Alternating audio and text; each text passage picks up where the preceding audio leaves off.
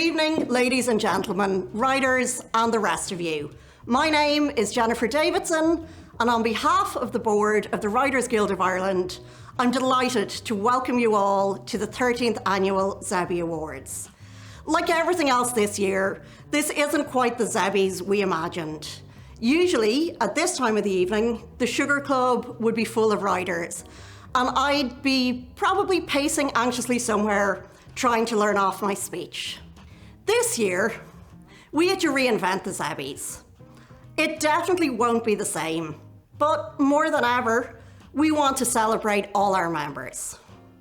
Back in the mists of time, or March, if we want to be accurate about it, there was a meme doing the rounds on social media about the fact that Shakespeare wrote King Lear in the middle of the Black Plague. Now, I don't know about the rest of you, but I'm not entirely convinced that the middle of a global pandemic is the best time to write your creative masterpiece. Personally, I reckon if you manage to get out of bed more often than not, and if you manage to keep yourself, your family, and your cats fed, you're doing pretty good. Tonight, we're celebrating the best scripts that were produced in 2019. Last year, when I gave this speech, I talked about how much had changed in the past 12 months. 2019, Jennifer. So naive. We all had hopes and dreams for this year. For the Guild, it was our first year with a new director, Hugh Farley. 2020 was going to be the year that we finally got gender equality. It was going to be the year that Galway was the capital of culture, and it was going to be the year that Mayo won the All-Ireland final. Not quite the year that any of us got. Instead, we all had to get used to having meetings on Zoom, to social distancing, roadmaps, rotating Taoiseachs. We said a sad farewell to Red Rock from our screens. Fair City Season 1 came to an unexpected end at Easter. Leo Varadkar seemed to be on a mission to reference as many movies as possible in speeches. Cinemas and theatres closed their doors, and we all wondered when life would ever get back to normal again. No one was prepared for a pandemic, but if anything, I think that this was also the year when, as writers, we got to show the rest of the world what we do best. Who else was already used to working from home? Who else was already used to that seemingly tiny note that lands at 6 p.m. on a Friday evening that actually changes everything and leaves you staring at a blank page, wondering what happens next? While everyone else was scrambling to get used to the new normal, for us at least, we knew the ropes. This year, we've seen how important the arts are to everyone. It's what we turn to for hope, for entertainment, for joy. And tonight we are here to celebrate the very best in script writing. Usually, right now, I'd be warning you that the bar is about to close and bribing you with thoughts of pizza to come. Instead, this year, I'm gonna say pour yourself a glass of your favorite drink. Order yourself a takeaway pizza. Other fast food options are available. Tweet us a photo of your writer's chic. Show us where you're watching the Zebbies from and who with. And more than anything, enjoy yourselves. And now, the moment you've all been waiting for. It wouldn't be the Zebbies without him. Your host for this evening, Senator David Norris. Thank you, Jennifer, and good evening, ladies and gentlemen. You're very welcome to the Writers Guild of Ireland 13th Annual Zebbies Awards for New Irish Writing for the Stage, Screen and Radio. It's the first time that we've presented the Zebbies Awards online, so this year we will all have to imagine the delightful bohemian decadence of the dear old Sugar Club from the respectable comfort of our own homes. The Zebbies are called Zebbies in honour of the late O.Z. Whitehead, affectionately known as ZeBBie, the American actor who lived in Dublin from 1963 to 1998.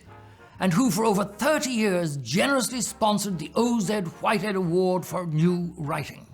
Yes, it is the 13th time that you have gathered, or as it is this year, you've all zoomed in to celebrate the craft of the writer. Well, I have had a wonderful relationship with you all at the Writers Guild of Ireland for as many years. You have made me do the most amazing things, like in my performance as Hamlet and Macbeth, I mean the Scottish play. I fell on my face and died for you in the manner of the great ham actors of old. Or when you had me read a new play by Samuel Beckett on 4 blank pages. That was an enigma wrapped up in a mystery. But you, masters of the blank page, understood every word. I usually say boom boom after a remark like that, but I will restrain myself tonight. There will be less theatricality from me tonight, more a fireside chat. But as always, I offer you my pearls of wisdom and assure you that no expense has been spared in this comed Zoom time year to ensure that the Zebbies are the smooth gala affair you have come to expect. You will have to supply the gala part yourselves, and imagine that we are in the splendid Rabelaisian atmosphere of the Sugar Club, packed to the rafters with hungry writers, only there for the pizza. And imagine there will be pizza for everyone in the audience. That is a sad reality of this unfortunate pandemic, as we have all to stay at home. I've just realized that 2020 is the year my bin went out more often than I did. And those of us with no servants have had to cook for ourselves.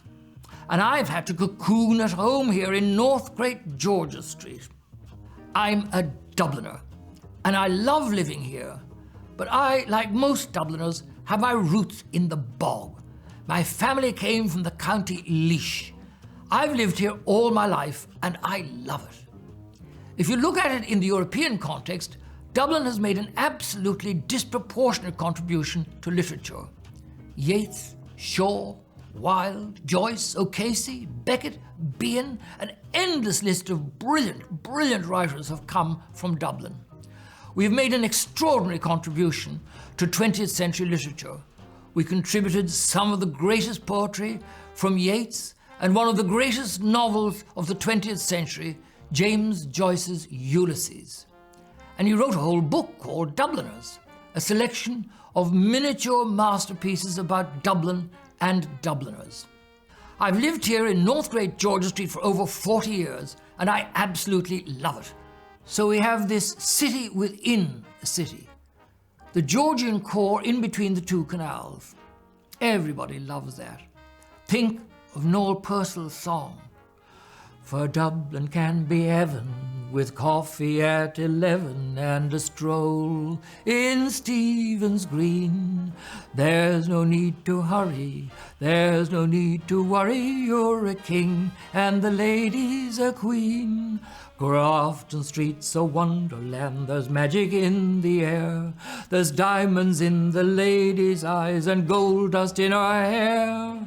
And if you don't believe me, come and meet me there in Dublin on a sunny summer morning.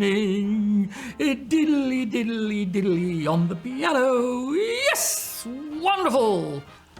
Enough about me. What about you?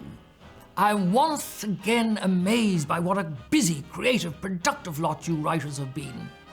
Before this COVID thing, new Irish writing for stage, screen and radio had seldom been so vibrant, written by many of you wonderful, creative women and men who are tonight more than ever imprisoned in the questioning, intense, fiery furnace of your imagination and the cold of your dismal garrets. The shilling in the gas meter has run out, but you can't. It's colder outside. There's not enough money and not enough work. And as for work, I was reading The Lancet the other day and came across a snippet of an international debate on work and looking for a job between few eminent surgeons. A British doctor said, "British medicine is so advanced that we cut off a man's liver, put it in another man, and in 6 weeks he's looking for a job. The German doctor said, that's nothing. In Germany, we took part of a brain and put it in another man, and in 4 weeks he's looking for a job. The Russian doctor said, gentlemen, we took half a quart from a man, put it in another's chest, and in 2 weeks he's looking for a job. The American doctor laughed. You're all well behind us in the States, gentlemen. A few years ago, we took a man with no brain, no heart, and no liver, and made him president. Now the whole country's looking for a job. Times are hard for everyone at present. But joking apart, we are celebrating tonight, so let's get on with it. Let's relax and enjoy ourselves. You are the storytellers, and I'm not telling tales when I tell you again that I think you are all wonderful, all of you. This evening, we're honouring all writers. This is your night. This is the Zebbies. The scripts that made it to the final stage of the Zebbies Awards were nominated by panels of critics, producers, directors, writers, actors, programmers, those in the know in the business and so on, and we thank all of those people for their help and expertise. The 3 scripts that received the most nominations in each category were published on the Guild's website for its members to read, and following mature reflection to cast their votes. In television drama, a family holiday to Boston is derailed by tragic news. Excitement is at fever pitch for Bill Clinton's arrival in Derry, and an unexpected other woman casts doubts on a blooming romance. In radio drama, a single mother is forced to examine her assumptions about other people. A composer fears for his life in Stalinist Russia. And we learn of the changes a cancer diagnosis brings to a family's life. In theatre, the shortlisted plays range from a celebration of commonality and comradeship in 1980s Belfast to an insight into the experiences of a young man living within the state care system, to a look at political skullduggery in an Ireland that never left the United Kingdom. In short film, there is a hypnotic love story between 2 women that crosses both time and space. A couple embark on a journey in the middle of a family crisis. And 2 sisters chat on the phone about an upcoming birthday, but it's not long before tempers flare. In feature film, an uptight daughter is ashamed of her boozy mother for getting pregnant. A happily married, middle-aged couple deal with a troubling medical condition, and a driving instructor has to use her supernatural powers. In continuing drama, 2 sisters plus 2 babies and 1 father add up to some nasty emotional blackmail. A helpless pair smuggling illegal drugs are apprehended, and a violently abusive relationship comes to a head with the victim and the abuser in A&E. So let us begin tonight with the ZeBBie Award for Best Television Script. Everything changes so fast now. I mean, with gadgets and technical things which terrify me. I used to think that when I learned to play a VHS tape, that I'd conquered the world of modern technology completely. But nobody uses VHS anymore, or DVDs, or gramophones, or cassettes. Everything is online now, even television. God be with the days of old-fashioned television. The great black and white cyclops in the corner. It was seen by all, but it saw nothing, which is probably just as well. Because if it could see itself now, it would have to endure endless hours of Love Island before screaming, "I'm a celebrity, get me out of here!" In this era of instant and vacuous celebrity, the box, the screen itself, has assumed celebrity status. Now it's in colour, of course, with 24-hour news, most of it bad. And now there are screens everywhere, in your pocket, on your watch, on your wall, shop window, everywhere you look, from platforms all needing content from writers. If Shakespeare were alive today, he'd be writing for television. He'd probably only be on minimum rate with some 22-year-old development executive who never heard of him, sending him contradictory notes from 3 different script editors. Television is a medium that has changed our lives, as the human race now watches more quality drama on television than ever before. And we are not talking about trash here tonight, no siree. We are talking about quality drama for television. And I'm delighted to say that the calibre of the 3 nominated scripts for television drama this year is, as it has been for many years, outstanding, and compares favourably with the best television drama anywhere in the world today. Here are the nominations for the Zebbies Awards Best Television Script 2020. Sharon Horgan's script for Catastrophe Series 4 finale, in which Sharon, Rob and their children go to Boston for a family holiday. They are greeted at the airport by Rob's sister. She tells him that Mia, their mother, has died. With Rob and his sister trying to coordinate the funeral arrangements, Rob and Sharon's relationship grows increasingly tense. Lisa McGee's Derry Girls, The President, final episode, Series 2. As Christmas nears, excitement in Derry is at fever pitch for President Bill Clinton's visit. Having written to Chelsea Clinton, the friends naively plan to spend the day with her, while James gets a surprise and Grandad Joe embarks on a mysterious plan. And in Aisling Bea's series finale of This Way Up, romance blooms between Anya and Richard, but she's caught off guard when she turns up unexpectedly to find another woman in his house. And now for the Zebbies Award for Best Television Script 2020.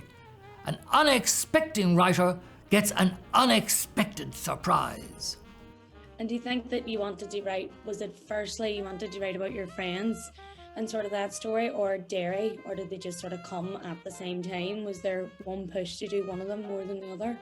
I think to be honest, it started with my friends, and because I'd never seen a group of female friends like mine on TV before, and I felt like maybe we weren't, but I felt like my group of friends were really funny at school, and so that's sort of where it started, and then I kind of, through talking to one of our execs on the show, Leslie, and I realised that the world and the 90s in Northern Ireland, the Troubles, was weirdly quite interesting territory for a comedy. Well, thank God you did, Lisa, because you've just won the Best Script TV Award. Are you joking? Won? No. Imagine that. It's such a cruel joke. No, you've won the ZeBBie Award. Are you serious? Is this a thing you do with everybody? Imagine how much you'd kill me if I was winding you up. I'd be dead. Oh my God, I can't believe that. I'm delighted for you. Oh my God. Oh, thank you. Oh, that is so weird. I feel like no Michael McIntyre's going to jump out of that door or something. But no. I keep waiting for you to go. Nah, only joking. Wise up. Get yourself on. Oh, that's lovely. I'm thrilled. That's amazing. Thank you. Thanks. You're welcome. Oh, I'm delighted for you. Are you all shocked? I was like, she's gonna tell you this. I'm so shocked.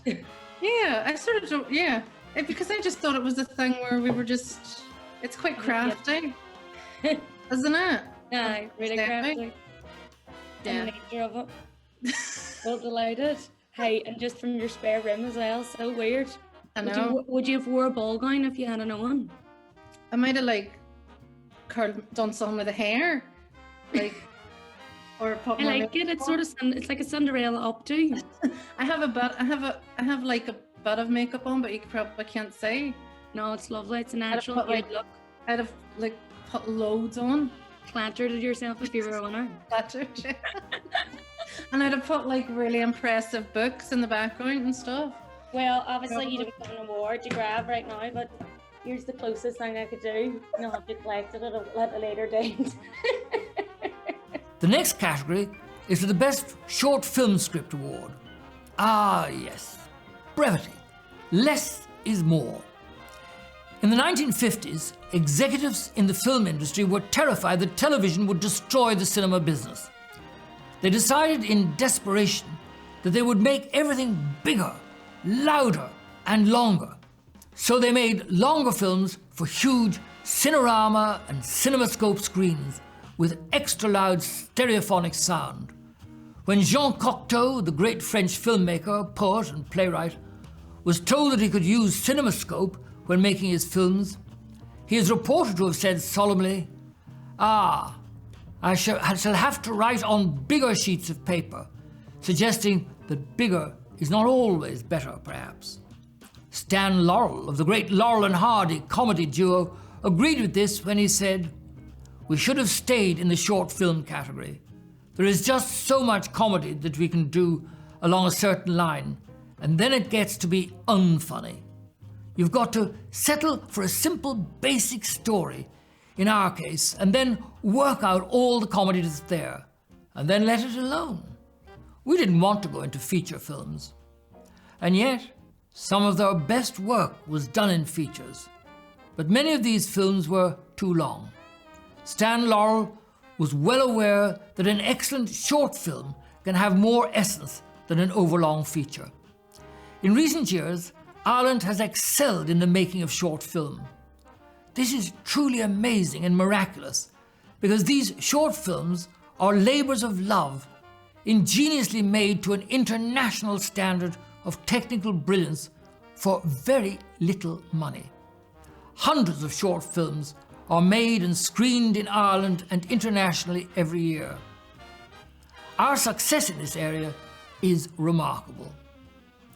Here are this year's nominations for Best Short Film Script Awards. Katie McNeice for In Orbit, which tells us that there was once an invisible optician trapped in a strange and lonely world. Her story starts with a broken lens and the woman who taught her to see things differently. In Tristan Henou's clueless silence, a couple drive to the city to collect their daughter. It's clear they're in the middle of a family crisis. But what exactly is wrong? And how do they cope with the unfolding situation? And in Tracy Martin's script, Sister This, two sisters chat on the phone about an upcoming birthday, but soon promises are broken, secrets are revealed, and tears are shed. Both women soon realize that shame is something neither can afford if they're going to survive.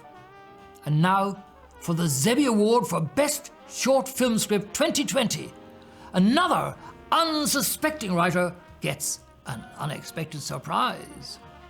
So it means a lot to me now, because it kind of gave me a lot of confidence, and I think the subject matter was something that I had wanted to tackle for a while, and these characters mean a lot to me. There was a lot of people I knew in these characters, and the film seems to have spoke to a lot of people and a lot of messages I've got. So it's very, of all the things I've done, it's the thing that I feel the closest to, and it's the thing that's given me the most confidence and fulfillment that I've ever felt on a project, was definitely working with you guys on that. And rightly so, yeah, because like I can't think of anybody more deserving than you to be like nominated for this award. I'm so delighted for you, Tristan. Because when you would have got the script, that was one thing I wanted to say to you, was that when you got the first version of the script, it was the very early draft of it, and it was it was very bare bones. I remember saying to Olga, I was like, God, I hope she likes it, because it was very, remember it? How minimal it was? Yeah. And it wasn't fleshed out, and it was very kind of, I was like, there's not really, it's credit to you that you saw it, and Gary and Ali, when you read it, that you could see beyond just what was on the page, because it was all about the nuances, I think, and what I remember wasn't. myself and my mom talking about it, and the fact that it was so bare was the draw for the two of us, because it was so simple and it was so it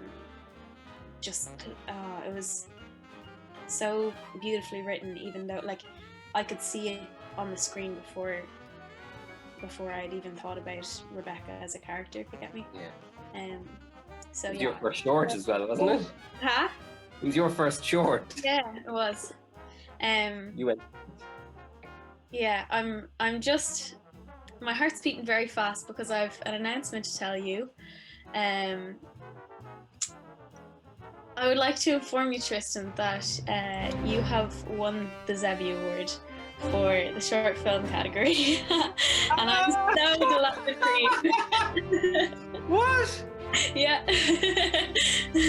Oh my God, really? Yeah. Oh my God.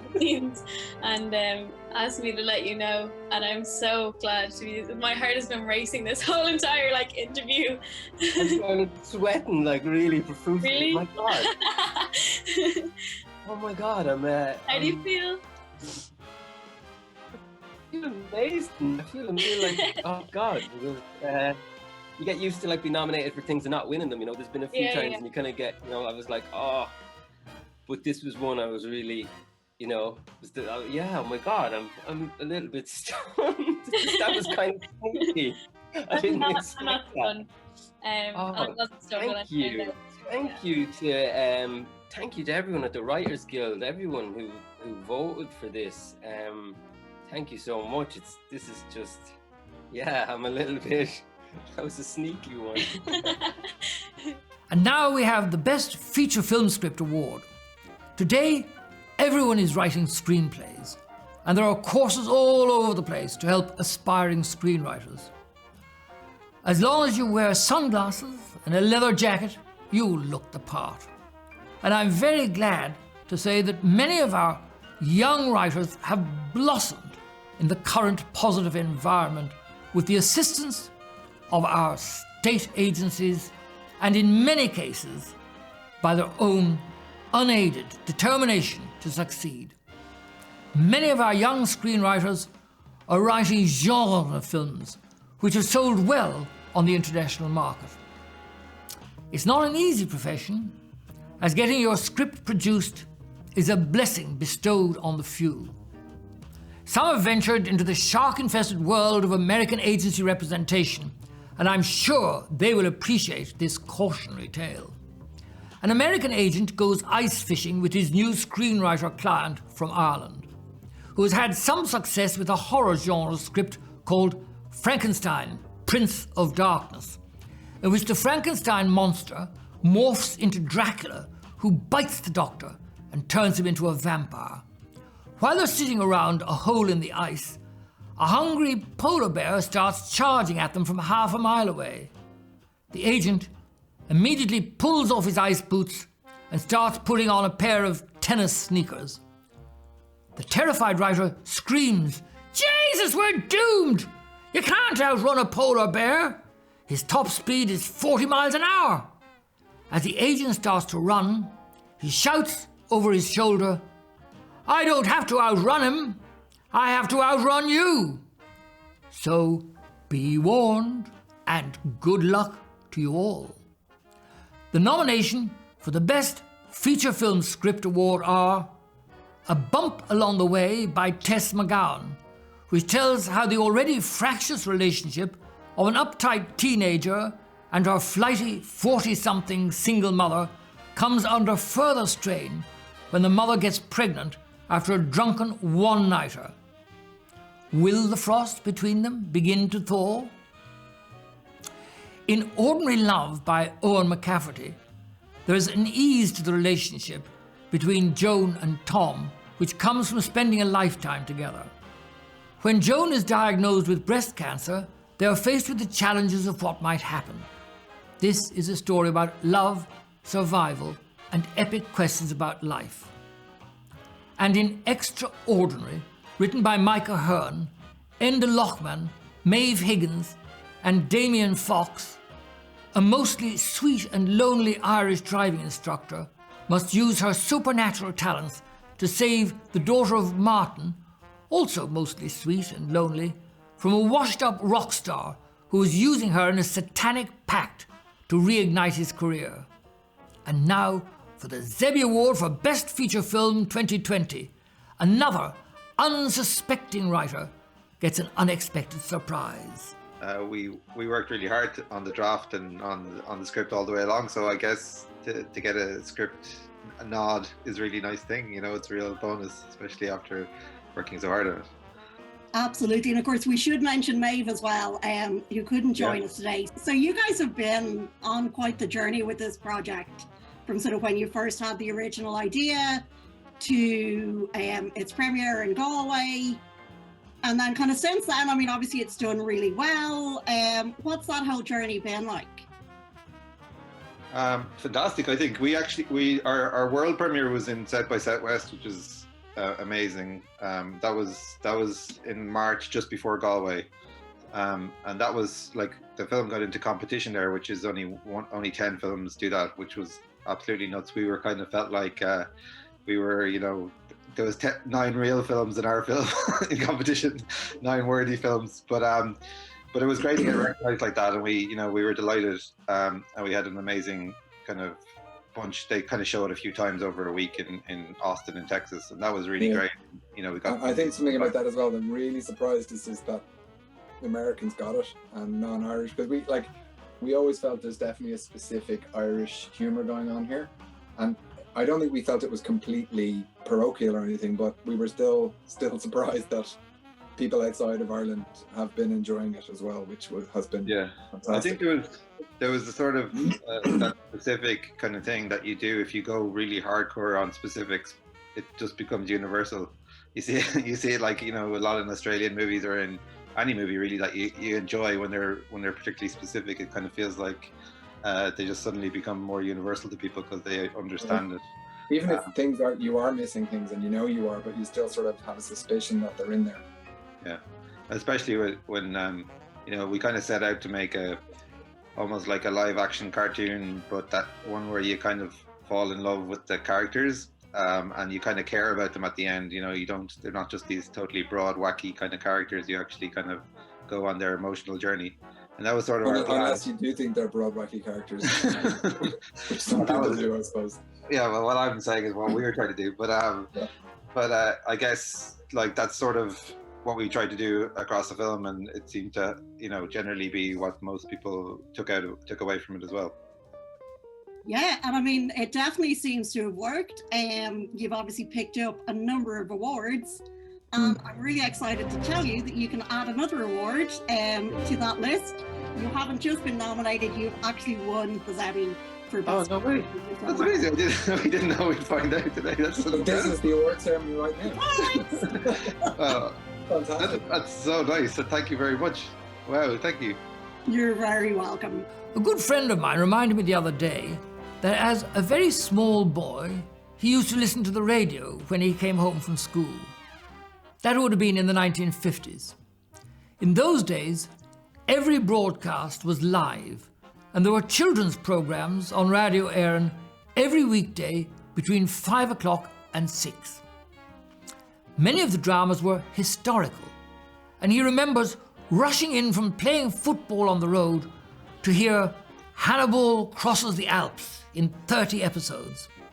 It seemed to take Hannibal an awful lot of time to cross the Alps, but he had all those noisy elephants that my friend could see, and those rowdy soldiers he could hear with him. How did they get all those animals and peoples into the radio, he often wondered, as he became familiar with the voices of the actors in the radio repertory company that could be heard in other dramas as well. There was a story of the Roman Empire in 30 episodes too, And there was an actor called Charles McCarthy that he used to hate in everything he heard him in, because when he first heard him, he was playing that dreadful fellow Caligula, and never forgave him for many years. Later in his career, Charles McCarthy became a wonderful trade unionist, author, and academician. He was appointed Dean of the Faculty of Economic and Social Studies and became a Fellow of Trinity College Dublin, where I lectured for many years. Yet, whenever my friend heard Charles speak or lecture, he was drawn back to his time in short trousers when Charles played that cruel, evil tyrant Caligula. He eventually forgave poor Charles for his convincing and terrifying performance, of course. But isn't it amazing and wonderful the power that radio drama can have on a young and not so young mind? Because the best radio writing and acting constantly challenges us, invites us to actively participate in the drama, to feel emotions and weave fascinating memories and images in our mind's eye. The nominations for Best Radio Script are Gillian Grattan's script, Mr. Sun, which takes a wry look at modern life as Mary, a single mother in the suburbs, hides her unhappiness with humour. But she learns that the tedious elderly neighbours that she dismisses turn out to be hiding their unhappiness too in their own shuttered bungalow. Karl O'Neill's script, Facing the Music, imagines one terrifying night in the life of composer Dmitri Shostakovich, who, having fallen out of favour with Stalin, awaits the arrival of secret police who will take him to his death. And Nairi Yevgenhassian's script, You'd Better Sit Down, illustrates with poignancy and humour how different people within the one family attempt to cope with a diagnosis of cancer, and how this challenging event brings the family dynamic sharply into focus. And now for the ZeBBie Award for Best Radio Script 2020. Yes, you've guessed it. Another unsuspecting writer gets another unexpected surprise. Great. And was it always going to be a radio drama? Did you look at it as any other another concept piece? Or Yeah, so it started actually as being potentially a stage piece. And I worked for a little while with different groups of amazing people in kind of workshopping and drafting. So like colleagues of mine like Sean Dunn and other groups of artists that brought it to the stage kind of version level. And we worked it basically in order to kind of draft a script out of it. So that's how we got some of the real funness and lightness is really, down to a lot of what that collective was working with me at the time, introduced. And then I really felt it lent itself really well to radio and brought it to Drama on One, RT Drama on One, and I brought it to Goretti, and who obviously directed our piece for us. And so, and she very patiently worked with me for a long period of time as I figured out how I was going to write this and do it justice, do Sana's story justice, do you and Helen and Manus, all of us. And indeed to yourself and your own. Yeah, all of us together, because it really is about the buzz between the group as well. I mean, it's rare that you get somebody encouraging you to do overlapping in a radio piece. Well, true. Well, it really worked out, and you find yourself now up for the ZeBBie Award for it, which is fantastic. Really fantastic. It's also been a great week for you, a great start to a week. Your birthday was yesterday. Your partner proposed to you, Pago, and God love him. Yeah. So I know. And on behalf of myself, I'd like to wish you congrats, and of course, on behalf of everybody that was involved in the play, we'd like to issue. But there is something else very special that's coming for you right now, because you are nominated for the ZeBBie Award for a Best Script in Radio Drama, Nairi, and it gives me great pleasure. It'd be great pleasure to tell you that because we're doing it this way this year, I've been charged with telling you that you have won. You have won the Best Radio Drama in this year's season. Stop! I didn't I'm absolutely serious with you. I couldn't contain the excitement. You're a star. Isn't that brilliant? Well done to you. Well done to you, and you're a great colleague. You're a great writer, and it's been fantastic working with you along, and I'm so happy to be part of this. So you can imagine the pleasure I have of telling you this now. Thanks, Indeed, you have, Nairi Derrick. You have won the ZeBBie Award for Best Radio Drama. Oh my God, that's even. We have to do it like, I never expected it. There you go. Brilliant. There you go. Thanks. At last year's Zebbies, I spoke seriously about the lack of new and original writing emanating from our national theatre, and the continuing controversy about the direction of its artistic policy. I said that currently the Abbey is in turmoil, with 427 members of the artistic community in open revolt against the model of playmaking adopted by the current artistic directors. The Abbey has been in controversy from the start. It has survived riots and protests since its foundation in 1904. The late Tomás McConaughey recalled that the complaint has always been that the Abbey was no longer what it once was. Revolt against the Abbey management is nothing new. In the present dispute, the representative panel of the 427 signatures from the artistic community met with the artistic directors of the Abbey, and in the style of the late John Hume, tried to communicate their grievances formally in a spirit of agreement and partnership. One of the main problems they took on was the approach the Abbey was taking to the making of plays by closing down the literary department and replacing it with what they called their New Works department. In this entity, the voice of the writer was much diminished to a committee approach made up of the director, assistant producers, stage designers, and production managers. We all know the old joke about a committee trying to design a horse ending up with a camel. Camels were appearing on the Abbey stage in the last few years. The representative panel complained. Adaptations of successful novels and films were favoured instead of original writing with one individual vision, as has been the case at the Abbey from Yeats onwards to Teresa Deevy, Murphy, Karl, Friel, and other great writers who have brought Irish drama to the world over many years. The talks were a great disappointment to the artistic community, and the representative panel put the matter in the hands of the Minister for Arts.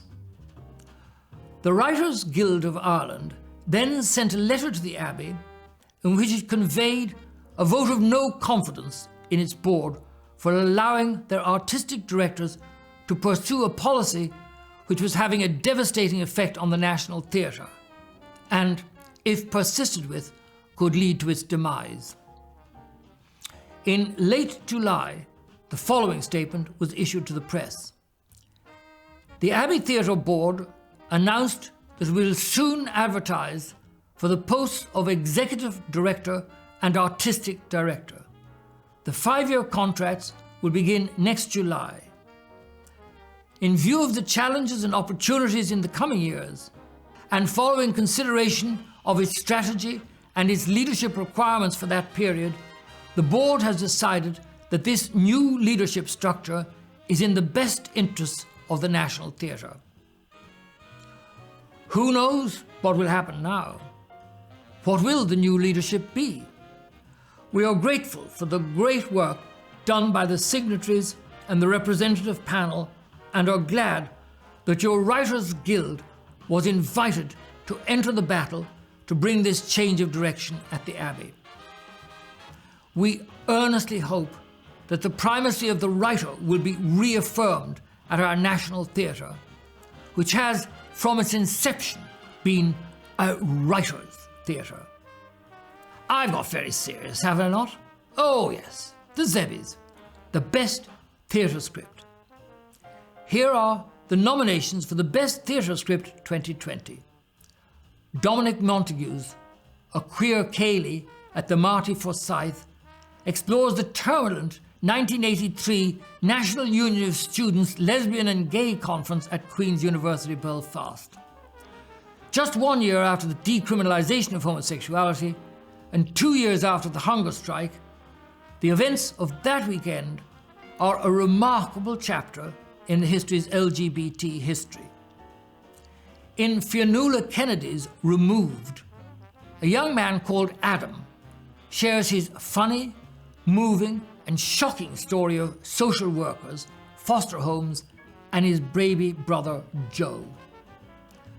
The Alternative, by Michael Patrick and Oisin Kearney, takes us to an Ireland where Home Rule had passed and there was no war of independence, and the British Prime Minister has returned to her hometown of Dublin to take part in the final debate of the referendum. Should Ireland leave the UK?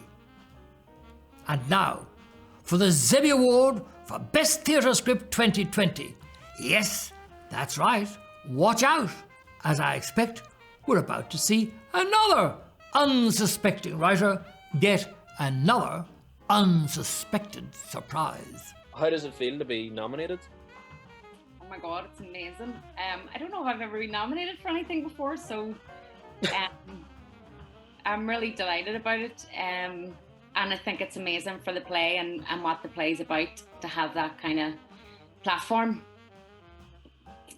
So yeah, it's great.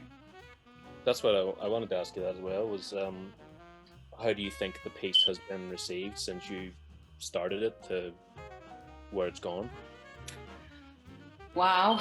It started so small. We performed it in the Children's Festival, and that was our kind of testing out an audience to see how they would respond. So obviously it had been in front of the young people, various drafts had been in front of the young people whose lives the play was based on. So the Belfast Children's Festival was the first kind of premiere of the play, and then since then, as you know yourself, it went everywhere thanks to Prime Cut. But we took it to Dublin in the south. We took it to Philadelphia for the iPay Festival. It had a reading in Oslo, and it went somewhere else. Connor, I can't remember what the other place was where you brought it. Montenegro. So it's been amazing, but I think that the best part of it is that every time it's gone out, we've partnered with a new organisation who kind of work in that field of young people with care experience. So they've seen the value of it, and hopefully they've seen the authenticity in it in telling that story. So I think that's been the best part, that we've got it out to so many people, not just young people in care, but foster parents and social workers and other people working in those organisations. Well, it's obviously worked because you've won the award. What? You've won the award. What? I've been told to say that you've won the award. Oh no! You did. You won. Connor, oh my God! Why are you telling me this now? Because that's what they wanted. Oh my God! Congratulations. Thank you. So my daughter's just come in the door and she's really excited as well. Yeah. Oh my God! Oh my God! I don't know what to say. You should be just be proud of yourself. You know, I'm really speechless. This is terrible for an interview because no, this is what they want. This is brilliant, and you know, this is like that's how does it feel to win? Oh my God, it's amazing. I'm really emotional. I don't know why I'm so emotional. Wow. Congratulations. Thank you so much. Yeah, that's you deserve it. A simple definition of continuing drama is that it is a popular television or radio drama series about the daily lives and emotional problems of a group of people who live in a particular place. The actual titles of long-enduring UK shows, EastEnders, Coronation Street and Emmerdale, bear this out. Here in Ireland, the location is also identified in our titles. We've had Tulkerrow, Glenroe, Red Rock and Rosnaroon and Fair City, which obviously refers to Dublin's Fair City. And in the old days, there was a very popular radio series like The Kennedys of Castleross, set in the small provincial Irish town of Castleross. From the 1930s, these radio shows were sponsored by soap manufacturers and developed the demeaning nickname of soap operas. Today, continuing drama is a more respectable genre title because modern shows strive to avoid the stock characters and stock situations evident in the early days. There are, unfortunately, slips back to the old ways sometimes, as when a critic recently wrote about Jeff in Coronation Street, he couldn't be more obviously a creep if he had the word creep tattooed on his forehead and wore a t-shirt with the message, "I am a creep," on it.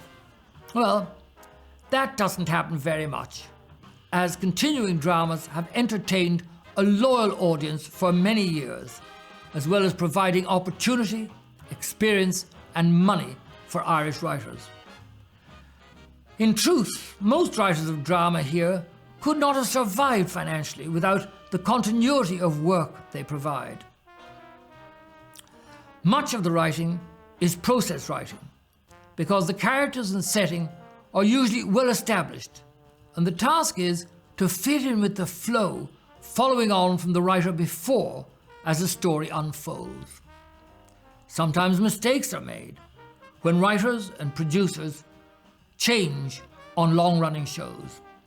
Jerry Gallivan was a playwright known in the theatre as the author of historical dramas, and during a lean period, he managed to get a contract to write 30 episodes of The Kennedys of Castleross, which was broadcast 5 times a week. The producer said, "After that you're on your own, and if you have a problem, ask the other writers." And as he went out the door, he turned and said, "Oh, Mrs. Kennedy has a son called Brian, and his wife is pregnant."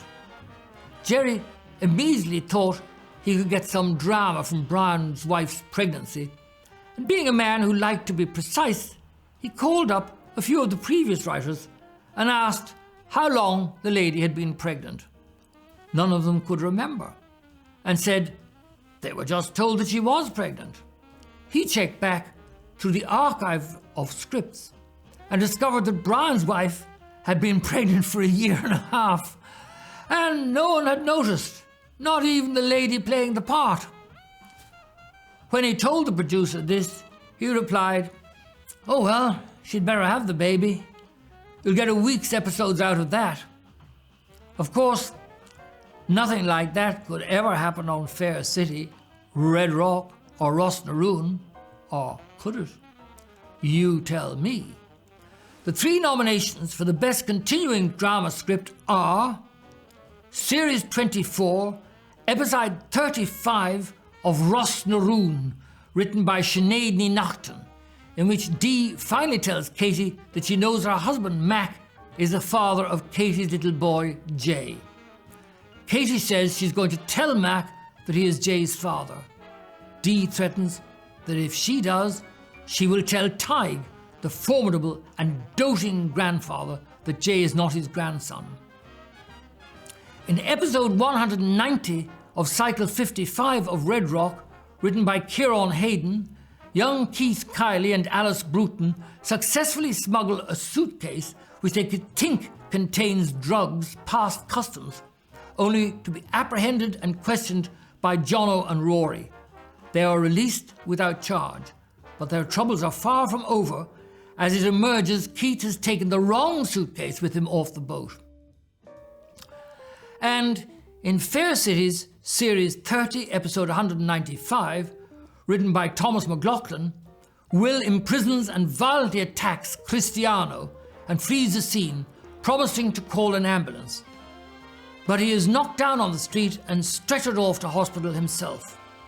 And now, for our last ZeBBie Award of the year, the ZeBBie Award for Best Continuing Drama Script 2020. Can you believe it? Another unsuspecting writer getting another unexpected surprise.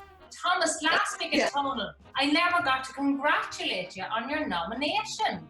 Oh, thank you so much. Thank you. Yes. Yeah, that's so cool. Yeah. It's so exciting. I know, it's brilliant, isn't it? Yeah, it's really great. Yeah. I know, and all of these things that we're all going to have to congratulate each other on because we can't seem to get a pint in a pub, isn't it? I know, but actually, the tension is very nice. I think it is waiting.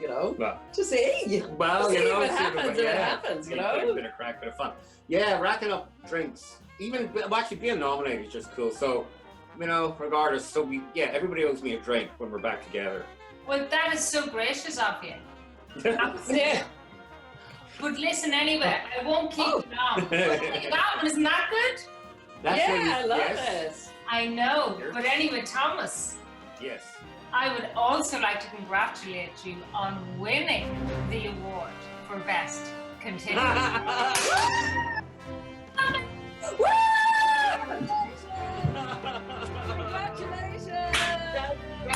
Congratulations! That's great. That's You great. did it for Thank words. you. I'm thrilled. That's fantastic.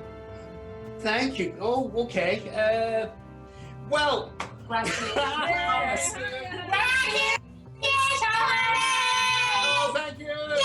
We're in the circus. We are in the circus, darling. You are indeed in the circus. Absolutely. I'm gonna go in the curtain. Okay, so you're gonna say Sure. bye, Thomas. Bye, Chris. Okay. Bye. That child is I like the amazing. sound of you wrestling a child to the ground. So tell us. Yes. Congratulations. Well, thank you. This is my wife. Hey, how you doing? Okay, yeah, I'm thrilled. I love the Zebbies. I'm so delighted to have the Zebbie. I'm thrilled beyond belief. This is for continuing dramas for Fair City. Sharon, you're a part of the team. You're a part of the team. Yeah. We're all part of the team. Okay. Just give me a minute, right? Because I was watching this the other night on YouTube. Brazil versus Italy, World Cup final, 1970. Carlos Alberto scored one of the great World Cup goals, right? My memory of it, because I watched it in Belfast when I was a wee boy, was Pele, without looking, rolled it past to Carlos Alberto, steaming up the wing, smacked it into the goal. But I was looking at this on YouTube, started on the left wing with Italy on the ball, Brazilians took it off him, something like 9 of their outfield players and like 14 passes. That's what it took to get Carlos Alberto where he was to score the goal. So, great goal. He gets the glory. Team did it. So I'd just like to say for my teammates in Fair City, thank you all so much. And I'm thrilled. I'm delighted. Thank you. So we're all a football team. You're all a football team. Well, ladies and gentlemen, that brings us nearly to the end of our ZeBBie Awards ceremony for 2020. It's been a far cry from our usual knees up in the sugar club.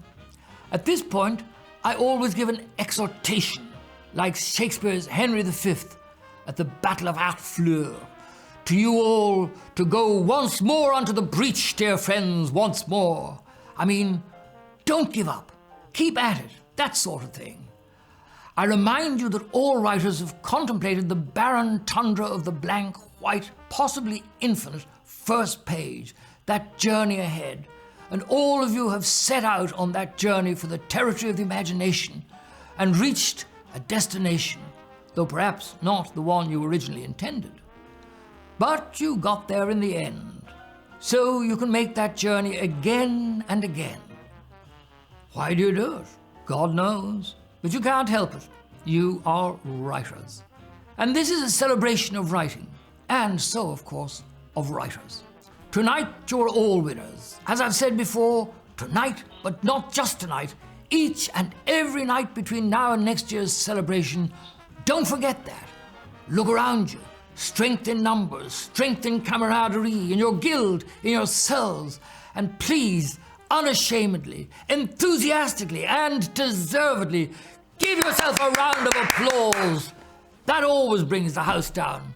So it's just as well we can't do that here because it's a very old house. Good night, good night. Parting is such sweet sorrow that I shall say good night till it be morrow. You have to go, but I'm staying here. Good night to you all, good night, and now over to Jennifer. Thank you, Senator Norris, for hosting again tonight. I'd like to also thank the board of the Writers Guild of Ireland, the ZeBBie committee, the production team, and especially Cliona for all her hard work, and to everyone who helped to put the show on the road tonight. But most of all, I'd like to thank all of you writers. Without you, we wouldn't have awards to give. And actually, without you, we wouldn't have a guild. The last couple of years, I've used this part of the evening to encourage you to celebrate being in the same room as each other, to find strength in this brilliant community of writers, to share stories and battle scars and the collective sense of joy and heartache that comes with this job that we do. Tonight, it's not so easy. At the best of times, writing can be a solitary profession. And this year, it's been all too easy to feel isolated, to feel on our own, apart from all the characters in our heads, of course. So tonight, maybe send a text or a tweet. Pick up the phone. Connect with that writer that you met last year and promised to meet for coffee. Dig out those business cards from the junk drawer in your kitchen. Next year, I hope that we will be back here together in person. But until then, stay connected, stay safe, and stay writing.